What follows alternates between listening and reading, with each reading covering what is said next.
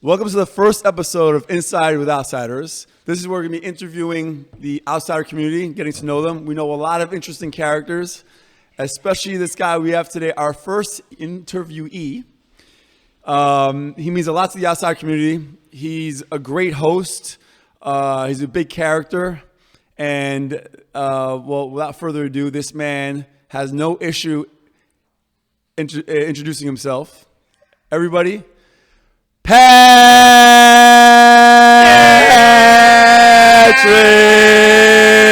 He said it wrong. I'm going to do it right. Patrick! You good? I'm good. What up, Jay? What's up? I see you came with your little Henny Colada. You already know. So he shows up with a Henny Colada. My question is, how many did you have before you got here? Just one. Not like we was at the beach in Miami. Oof. No, in the beach in Miami, they give you a pina colada with Henny in it. So it's rum and Hennessy. Well, I got this and I got the beer. Check this out. I guess we're cracking this already.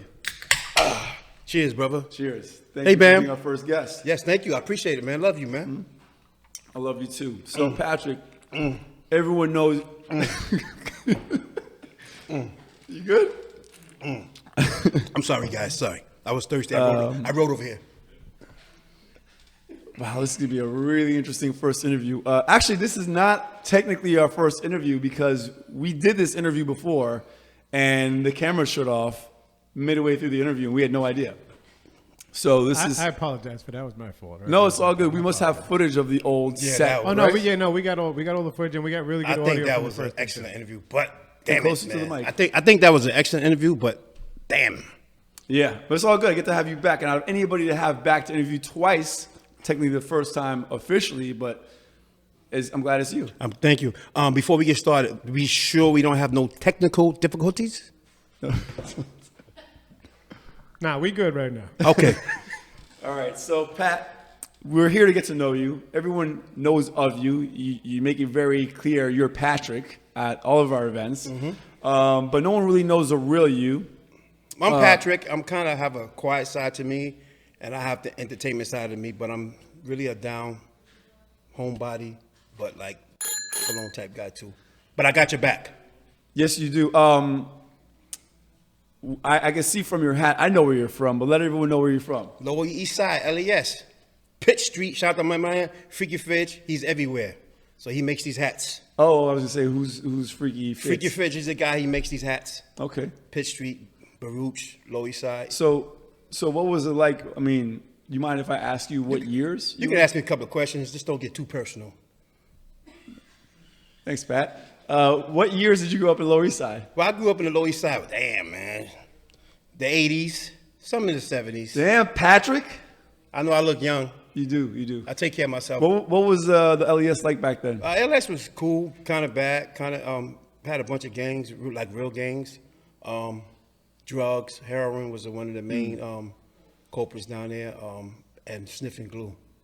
Wow. So, I mean, from what I've seen a couple of documentaries. I've never seen a documentary specifically on the Lower East Side in the 80s, but I was watching a documentary about Agnostic Front, which is the hardcore band from LES. Yeah. And they showed footage of what the LES looked like in the 80s. I mean, I grew up here, but I was never hanging out down there as a kid. It looked like a war zone. Let me give you an example. So people will come to cop their drugs, so-called heroin, manteca, whatever you want to call it, and there would be lines around the corner just to get whatever they want to cop. And then there was a block on Norfolk Street where everybody copped their pills. So it was the pills, and it was the heavy drugs, which was heroin. It was lines and lines. Lines all going to the same place to purchase? There was all type of crews down there. It was different crews had their crews, and everybody had their own stamp.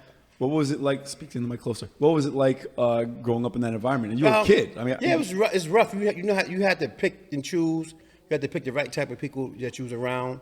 You had to network, and it was different. But check this out. I was going to church at the same time. Like not church. My mother was a Jehovah's Witness, and we was going to Kingdom Hall. And you said like it depends on who you're hanging out with. Who were you hanging out with? What was your scene? I mean, we had a certain selected group of people that I grew up with in my area, and then there was other areas like the Avenue up the hill, Baruch. You had Baruch, Avenue D, the Hill. It was different types of people. So if you didn't connect with the right people, you easily get in trouble or easily be another one bites the dust.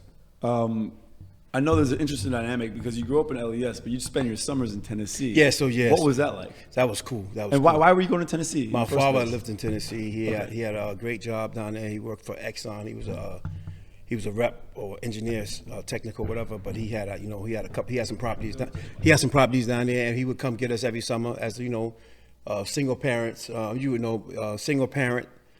My mother raised us by her own, but he would come and get us in the summertime, and we would go down there every summer back and forth to Tennessee. I would come back talking with a Southern drawl. But going back and forth to Tennessee, I was able to open me up to make me understand different lives, the Southern life and then the Northern life, open land, farmland, stuff like that. What were you exposed to that kind of, and how did your perspective change from having that experience in the South in the summer? And how did you feel when you came back to Lower East Side, where it was rough? It was a big difference. It was a big difference.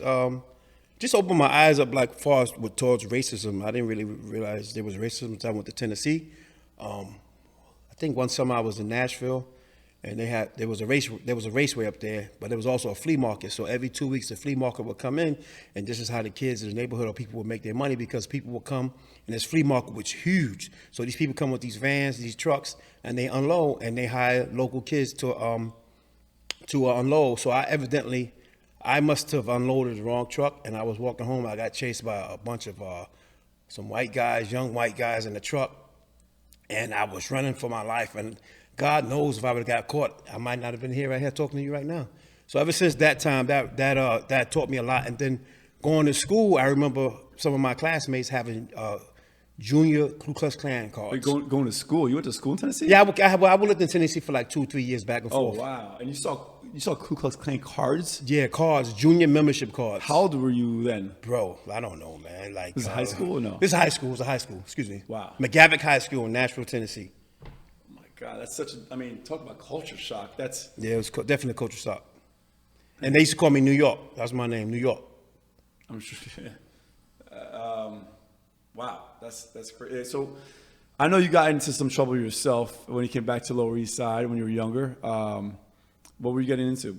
I was running around, running the streets, getting around the wrong people. I'm not gonna get into too depth, but you don't need to. When you run, well, when you're in the Lower East Side and everybody's down there, everybody's getting some type of change, getting money in their pocket. After a while, you want to get change in your pocket. You might get an addiction for being fly. When I mean being fly, I mean having some money in your pockets, having a nice car, dressing nice, and just being on top. And you get around the wrong people. So how old were you then when you're talking about? Wow. Like, So my first time I got in trouble was that was 1984. 84. What'd you get in trouble for? Well, I got into a trouble. And when we started talking about getting in trouble, we're talking about you got arrested. Like seeing Rikers Island. Yeah. Back hanging out at Rikers Island for a while, getting out, then getting in trouble again. This one was might have been for assault and some other things and some couple of drug charges. How old were you then? Bro, I don't know how old I was. I'm not going to tell these people how old I am because then you know how old I am. Hold on. I need a beer because I'm sweating right now. Needless to say, I guess I'm bringing it up because you were young at the time. Mm-hmm. And I know there's been a lot of change in your life, but we don't want to get into that just yet. I want to know, so this is like late teenage years, in the early 20s, you got into I mean, it's early, like maybe 16, 17. Okay. And so after high school, what did you do? What you mean after high school? I missed high school, bro. Oh, you didn't? Okay. What you talking about? Sorry, guys. Sorry. So, okay, I know you were hustling in high school. And yeah. What did you do after you were 18? After 18? 19, 20, or how long was that period? But that might have been like a little short, 2-3 years. Mm-hmm.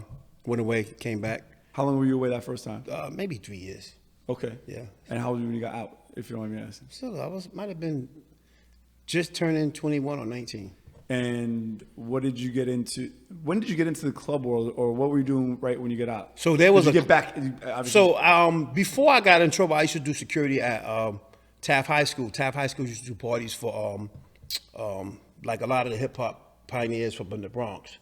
because I went to Taft High School. Where was Taft High School? Taft High School is 172nd and Sheridan Avenue. So why were you going to school here? Because I got kicked out of all the schools in Manhattan.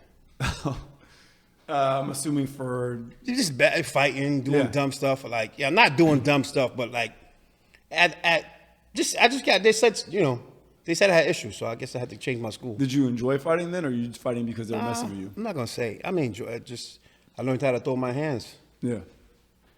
So let's move forward to when you were doing, I guess was it club stuff? I had got the first club. I believe I don't know if you remember the World. Yeah, I don't remember, but I know of it. The World. I had started working the World here and there. Then I started doing a lot of other parties, and then I see there was just a lot of money. It was money. And then I got put on I got put on the Palladium in the Tunnel.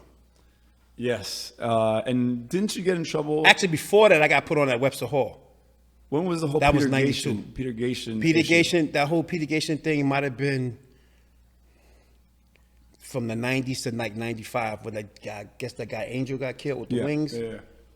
So we was working, doing all that, and he got knocked down. So there was no club. So then started running around. And I know you shortly after that you actually went away for a minute, right? Yeah, I had like a little service. After a while, you get smart. You don't fall behind. You always got to stay one step in front of the peoples. Because I know when I met you, I remember meeting you. I remember the day. Because I know Pat. So when you met me in like 205 or 204, whatever. Yes. Yeah, I remember meeting you because I think you. I believe you just came back. Yeah, I did a stretch that time. You did a stretch, and it was a good amount of time as well. Yeah. And I met you through Jeff, who's a friend of mine, and he's like, I want to introduce you to my brother. I'm like, sure, who's your brother? So he introduced me to you. And you're like, yo, what's up? I'm like, what's up? And I don't mean to cut you off, but when you met me, I was in my prime. I was really, really rough. And I'm going to tell you why. But I'd assume, tell me if I'm wrong, but you were a product of the environment you had to be in. Yeah, I was a product of the environment, but I was basically in one of the toughest prisons in maybe in New York State or the world. Which one is that? That was Attica. You were in Attica? Yeah, I was you in never Attica. told me that. I don't tell nobody that shit. Now. Yeah, I was in Attica, bro. So I remember meeting you, and your brother was like, yo, yeah, he's going to let him know if he could come to the clubs with you and all that. So yeah. Were you at a party tomorrow? I'm like, yeah. He's like, yeah, put me on that list. I'm like, okay. So we exchanged numbers, and you end up calling me the next day. Yo, I'm on the list. I called your brother like, do I have to put your brother on this list? Like, so let me explain something to you, like something that people don't know. So when you and I don't mean to like offend nobody, like when you're recently released or whatever, and you come out and you start networking with people, and you start seeing this, you start seeing that, so a lot of people read. Most intelligent people read to stay in front of the game. They have social contact. Are you talking about when they're in? When they inside, they have a family, but you don't really get that real vibe until you get out and you start socializing with people, and then you realize how far behind you are. So I was just sitting around, getting around people, absorbing people, and you was cool people. Plus, you was networking, and it was a very diverse type of crowd. Always. Plus, I knew Carlos when you was doing your party. There was a couple of people I knew, so it was a cool thing. But I didn't mean to put that much pressure on you, bro. No, it's fine. I mean, listen, like you said, it took a while to assimilate again, right? Yes, sir. And what's interesting is that you have such a knack for being a great host, and your personality. People love you, right? I mean, obviously, there's two sides of Pat, and the Pat we know is this fun-loving, caring guy that everyone wants to be around. You're just magnetic. Everyone wants to be around you. But I've seen Pat that people run away from. But what's interesting, I feel like with somebody with a dynamic like yours, you're a big guy. You can be intimidating. If those who know you, you're like a big teddy bear. But I think that's an interesting dynamic for you, because once people see that you're so welcoming, it's like they want a party, they want a piece of you. Yeah, something like that, man. You know, it is exactly that. But like as you just said, now I have people that tell me sometimes like, yo, like, and I have to realize sometimes now, it's 2021.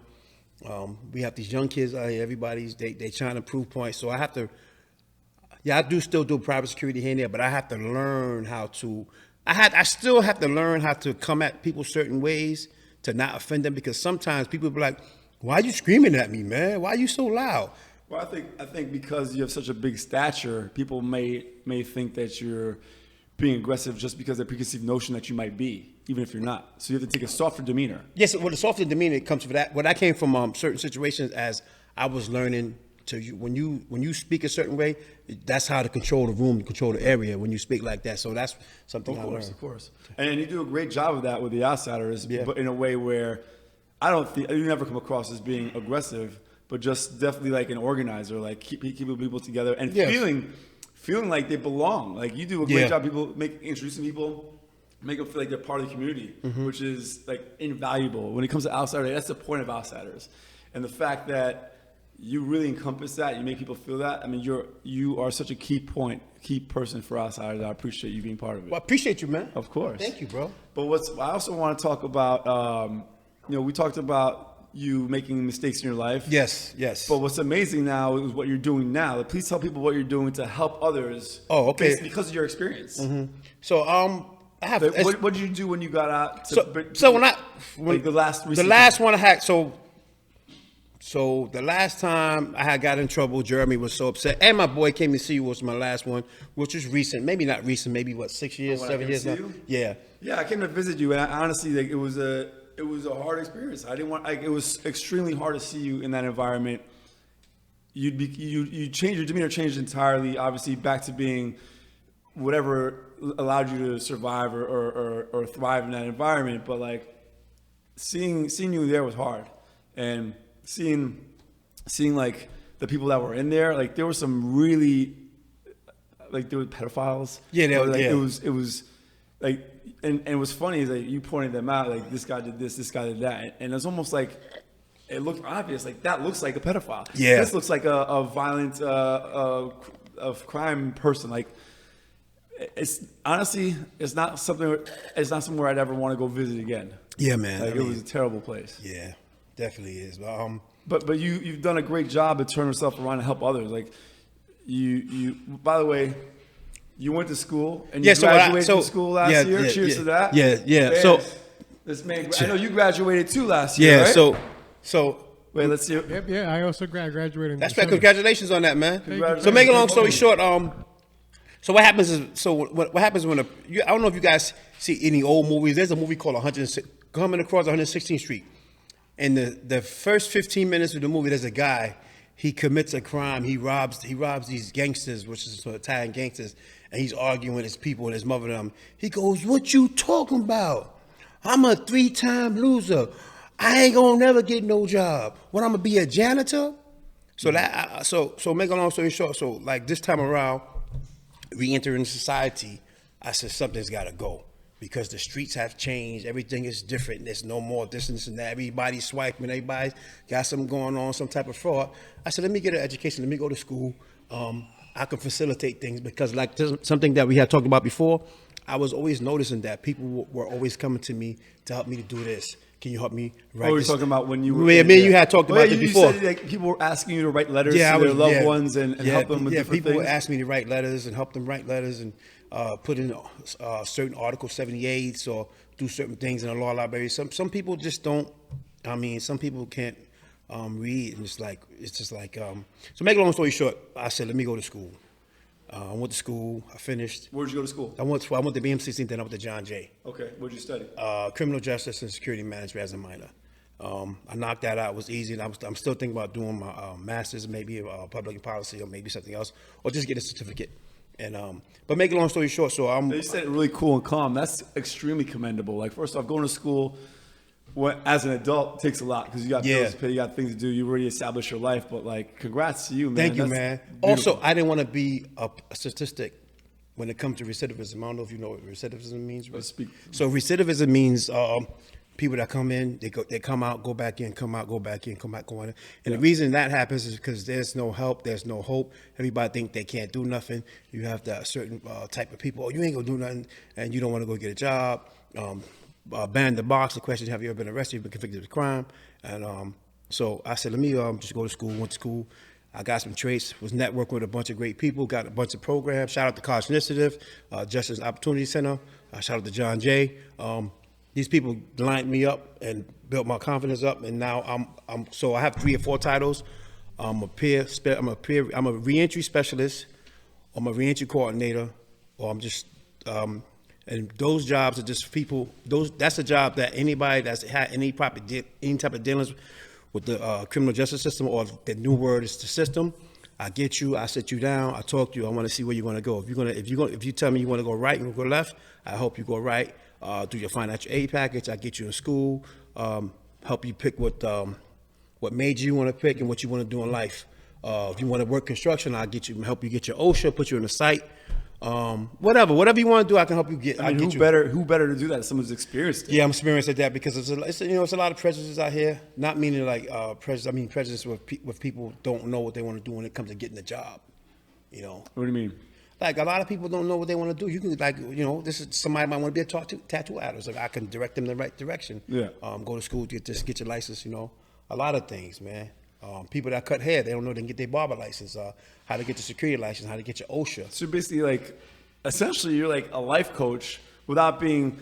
I mean, the title of life coach these days is terrible. Yeah, I'm trying. It's like anyone who doesn't know what to do in their life. No offense, I see offensive. I'm gonna say it anyway.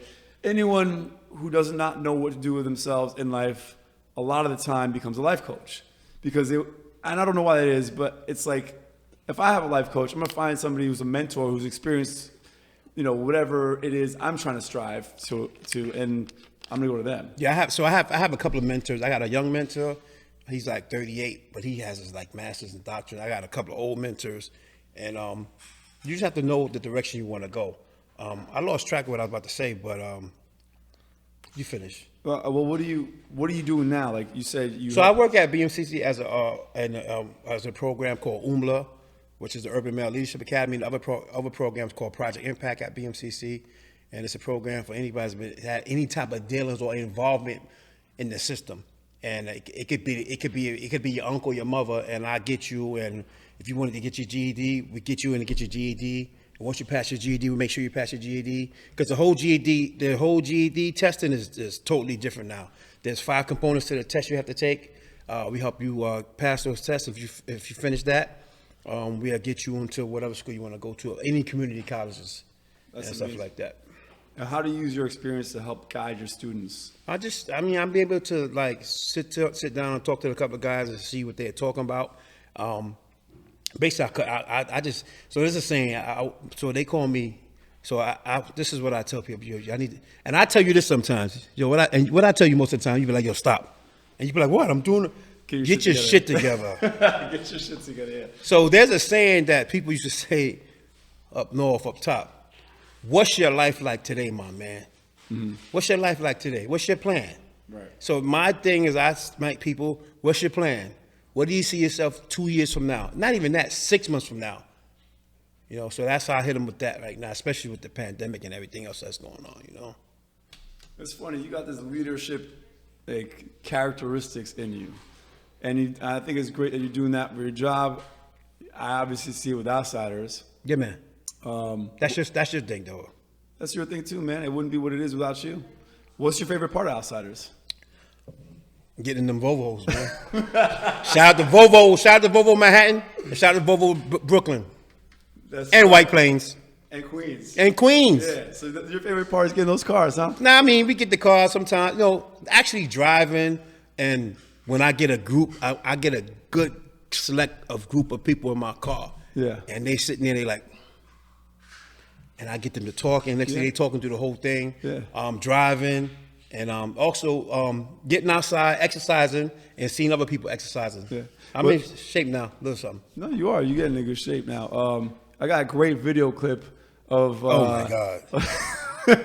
Oh my God. We were I got to test the XC40. It's the Volvo's new electric vehicle. It's all electric. This thing is a rocket. What's funny is I didn't tell Pat it was fast. I didn't say anything. I said, Pat, I got to talk about the car. Do you mind holding the phone and recording this while I talk about it? So we're merging onto the highway, and I'm starting talking about the XC40. And I said, hey, Pat, what do you think about it? He's telling me to hold the phone a certain way because I was like, what's going on? And all of a sudden, I hit the acceleration, and Pat's head goes into his neck. Please show that footage. It was the funniest thing ever. I got it. Yeah. So it was actually like sitting in a Porsche or one of those Hellcats, and the just took off, man. Just took off. Yeah, I swear, your neck swallowed your head when we did it. It was amazing. That call was kind of fast, bro. So that's your favorite part, getting together and all that stuff? No, my favorite part is just being outside, man. Like when the COVID happened, we was biking and just getting out, man. Walking those trails. Like I remember we went to Catskills. Yeah. That was a hike. Yeah. Everybody was tired. Yeah. But it was fun. Yeah. Getting outside to New Jersey and New York. A lot of people don't realize the advantages of traveling and doing what you have to do. But I love outsiders. I get to meet people. I get to hang out with you, even though you get annoying sometimes. Man, I appreciate the commentary, Pat. I do. Well, I literally made me forget what I was going to ask you. You got the phone right there. Check it, man. Yo, I want to say that shout out to my man Javier, man. You like Javier? That's my dude, man. When I first met Javier, matter of fact, 2013, 2014, I got the trouble, 2000, and I first met Javier, he was like, yo, this is Javier, this is George, just boom. And he's like, yo, man, like, I think he said, like, welcome home, Jeremy, told me about you. And he was a house head, but he had his own little moves here and there. You want to show us some moves, Pat? Nah, not right now. Want another, how many $100 you need? I'm good, bro. All right. My question for you was, prior to Outsiders, were you going on outdoor things like hiking? Not necessarily. You just spent time in Tennessee. I'm assuming maybe you did there. No, I just would get on my bike and I would ride around. I would walk around. But it's something I want to do. If I meet my mate and we can walk around and hike, but it's something cool to do. I feel the people that come to Outsiders are really cool. It's just I can't even explain it, man. It's just something to do. Like, people, get your shit together, come outside, get some fresh air, man. Like stop talking about, I want to do that. Just do it. You know what I'm saying? Can you tell us about your experiences in the outdoors as a person of color prior to the Outsiders? Okay. So my father, he has friends. He has some, a lot of white friends, and they would hunt, like deers and stuff like that. And that's like that. And then, so Yellowstone National Park, my father, we would go. So I've been to Yellowstone National Park a couple of times. I've been to the Grand Canyon. I've hiked the Grand Canyon down to the, it's a 3-mile hike. So those are my experiences with hiking and stuff like that. But like far as like really, really hiking, it can get really like it's really. Did you ever feel uncomfortable out there prior to Outsiders? Like, because a big initiative of ours is bringing diversity to the outdoors. No, not at all. Not at all. I've wanted never to be afraid of like who I am, the color of my skin. It is what it is. I know what it is, man. If I were you, I wouldn't be afraid of anything. I'm not, man. Like.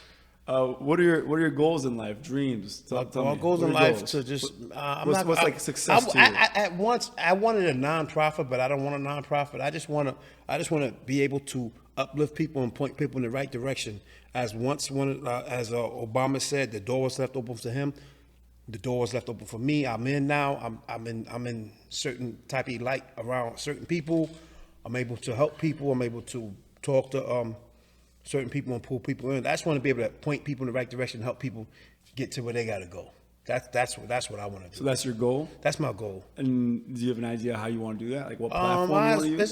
The platform I'm going to use is the reentry world, the reentry specialist. Like I'm just talking to people. Everybody think it's like, everybody think it's about, like for instance, when this fucking pandemic is over and unemployment stops, like that's everybody's hustle right now. The unemployment and the PPE or however they use it, if they're using it the right way, if they're using it the wrong way. My job is to help you and point you in the right direction and make sure you make the right decisions. And that right, you know what I'm saying? Now, what's success to you? What do you consider success for you in your life? Success. I would say maybe when I don't have to work no more. Working for yourselves. Mm-hmm. Having others work for you. Success is just being happy, being positive, and doing what you do, doing what you love doing, as long as it's not a headache. And what is your motivation to keep pursuing that dream? To look back at certain times, 15, 20 years ago of where I was at, and when I was only making $10 a month or $15 a month. Yeah. As opposed to what I'm doing now. You know what I'm saying? Other than career goals, what is a dream? You answered the last time when the camera shut off, but what is a dream of yours? The dream of mine. Wow, I can't remember what the dream of mine is. Man, this thing make me feel like I'm an OnlyFans shoot or something like that, man. Like I'm about to meet a girl, we about to do a shoot and make some money or something like that, man. No, really? Okay. Yeah, we'll create your OnlyFans page. That's what them girls over there is for? Okay, cool. All right, they look all right, man. What's the question again, bro? Your dream, like if there's anything in life, personal. My whatever. dream is to just be healthy and not age, man. Not get old, man. Just be healthy and live forever, like Captain America, man. Okay, because the last time you were here, when the recording stopped, your answer to that question was to find a woman. Oh yeah, I gotta find the right one, man. You want to get married? I don't know, man, because I don't like waking up and having to pick the hair out the sink or the bathtub, man. That's the worst, man. And then those are the reasons you don't want to get married? So I'm glad you said that, bro. As a man, okay, so people I'm not gonna say that. It might sound wrong. People are like, oh, why are you saying that? So when you get a guy like me and people that in and out, a lot of people say, oh, you institutionalized. I'm not institutionalized, but you get a certain way. And man, you talked about this the other day.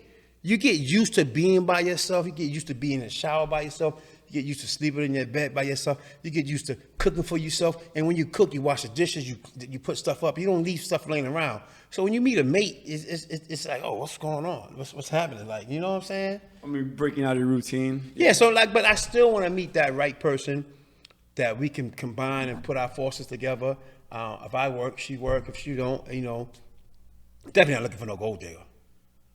Of course not. Why would you look for a gold digger? You know what I'm saying? Why would you look for a gold digger? I'm not looking. You know what I'm saying? But make a long story short, I just want something to cut that. Well, people don't take offense to that. I'm just looking for somebody that can make me happy. I can make them happy. Yeah. Somebody I can have a conversation with. Somebody I can talk to. That's just like my homegirl Georgia. She met Javier. Their fucking relationship is like crazy. That's like a match in heaven, man. So I'm trying to get something like that. You know what I'm saying? That's a great example for sure. Right or wrong? Yes, it is. Okay. Yeah. Shout out to my man Javier. He's saying this because Javier and Georgia happen to be in the studio. Shout out to today. my girl Georgia because I knew Georgia.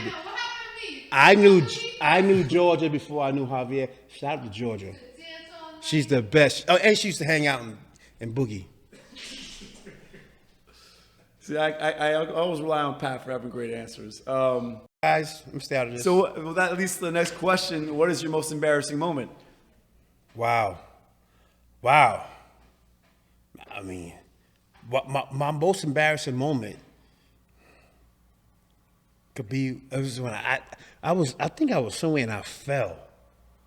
And like you big and you were brute and I fell and I got hurt and I didn't want to act like I got hurt and I just got up and this lady was like, it's okay to cry. Where was this and when was this? This is a while ago, man. Was it last week? No, this wasn't last week. No, this was when I was like, right, and I was like, I couldn't believe she said that to me, but I felt kind of good that she told me that. So when you cried, did she hug you? She didn't cry. She just patted me like. No, nice. when you cried. I didn't cry, bro. I cry. I cry. I don't really cry like that, but I do cry sometimes, man. Yeah, I know you got a sensitive side. I got a sensitive side, man. Is there? What are you knocking on wood for? Just because I thought about my mom's, man. Oh, well, that deserves a nice knock on wood. Then you're right. Is there anything that you want to share with the audience that I haven't asked you yet? Share about yourself. Well, just like if you have a dream, if you have a plan, just stick to your dream, stick to your plan, and just do what you have to do. Just do it. You know what I'm saying? Like shout out to my boy, white boy Mike. Shout out to Jimmy King T. They had a couple of plans, and they're actually executing their plans. Mike was a guy that was, so he started flipping houses. And that's doing kind of good for him. It's a headache to him now, but it works. It's a headache, but it works. My boy King T, Jimmy, he always wanted to do like a car wash service. And he details cars and he does other things with cars, and he's got that thing going on. So he's doing good. So if you have a plan, put your plan to use and just work for it. Shout out to my man Vinny. All right. Shout out to Vinny. And move on.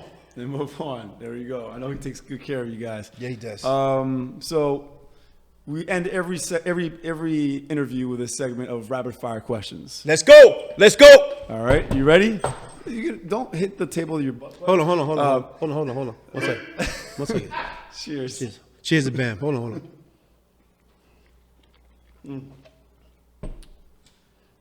You must be thirsty. Next time, get some Henny, man. Well, we got to talk to. Let's go. Let's go, son. All right, yeah. So here are the questions. First one is hip hop or house? You already know hip hop. Really? Nah, it depends. Some house. You said hip hop. That's fine. Okay. But I've seen you dance to house music. I love some house music. Girl, I house you. Girl, I house you. You in my house now. Hey. All right. If you could choose any superpower, what would that be? Rapid fire, man. Life forever.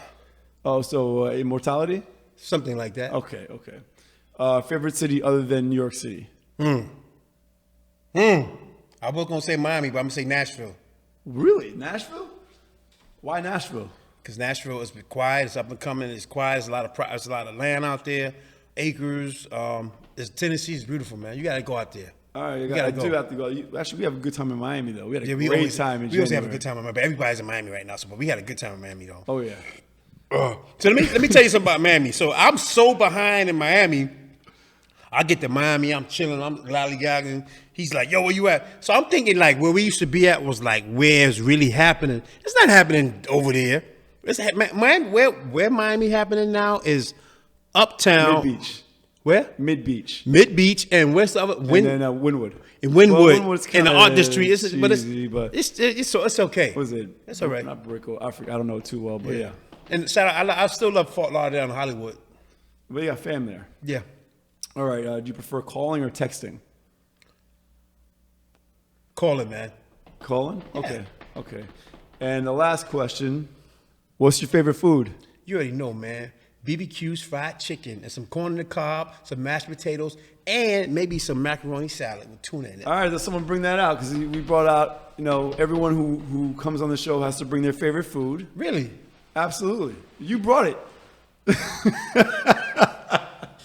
Yo, Bam, man. What up, Bam?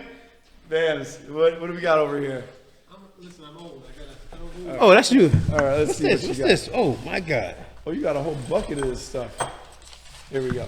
Oh, it's So hot. tell us what we got. It's still hot, bro. Dallas BBQs. So Is that where you got your Henny?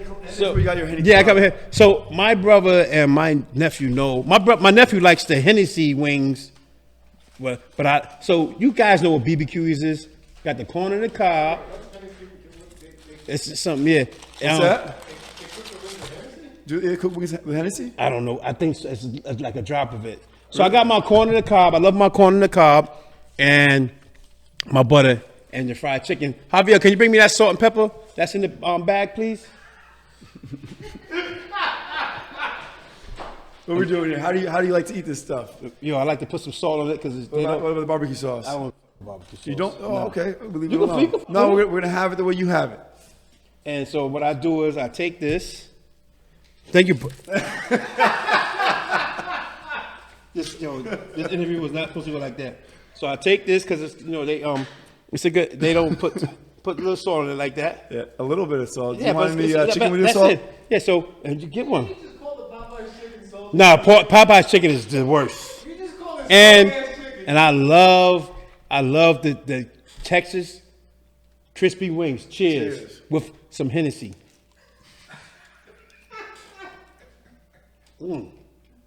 That's good. Why is this your favorite? Because I remember, really, man, you gonna ask me that? Yeah. My mother took me here when I came home one time. Let's go out to dinner, and I always left it after that. Oh, And that's good reason. when I first went there, I was like, "Ma, these wings look crazy." She just shut up, and eat, boy. You know what's funny is you make some great turkey wings, right? Oh yeah, I do. I like those better than this. So I'm gonna make you some turkey wings next week. Can't wait. You too, man. All right. Well, I think on that note, unless you have anything else to say. I love you people. Oh, also, we're gonna shout out. I'm gonna have a Instagram page so you guys can get it direct with me. A non-private one? You can add a It's new gonna be a one? non-private All right. one. If you want to reach out to me, ask me any questions, feel free to do it. And that's about it. All right. Well, Also, I'm looking for a wife. You gotta make 6 figures. you got some tough requirements, buddy. Anyway, ladies, we'll let you know how to reach him. On that note, thank you for being part of this. I appreciate you. I appreciate you, son. Likewise, I'm happy you're part of the Outsiders. I'm happy you're a really good friend. And I'm hoping people see how awesome you are through this interview and how much good you're doing in the world. Shout out to Pitt Street. Shout out to Pitt Street. LES in the house. All right. On that note, see you guys. I'm hungry. Ciao, ciao.